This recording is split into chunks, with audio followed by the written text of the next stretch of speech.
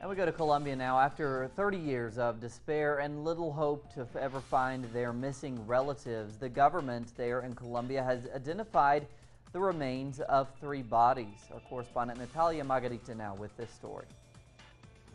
It was 1985 when they came for the first time to the Institute of Legal Medicine, seeking information on the fate of their relatives who went missing during the Palace of Justice siege, one of the deadliest confrontations between Colombia's governments and guerrillas.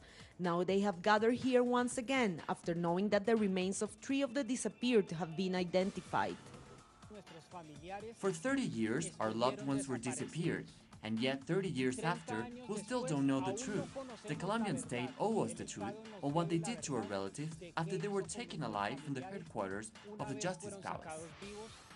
11 people disappeared after being taken alive from the building by the military, who violently retook the Palace of Justice from its occupation by the M19 guerrillas.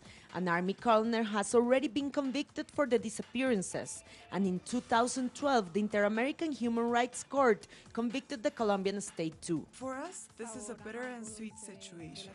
Sweet as finally we have found our relative, and at least we know the body remains are there.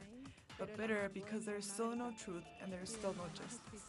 But the bitterness also comes as out of the 3 bodies that have been identified, 2 were already buried as others victims who also died during the Justice Palace siege.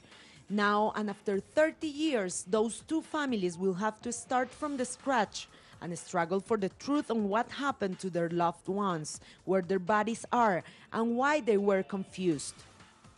That's why we call upon the military that led the Palace of Justice siege operations to finally tell the truth.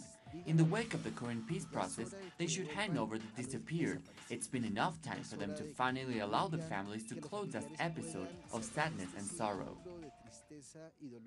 This new episode comes right after the FARC and the government have reached an agreement to find the estimated 45,000 people that have disappeared within Colombia's armed conflict, a deal that the families can just hope to become a reality. Natalia Margarita, teleSUR, Bogota.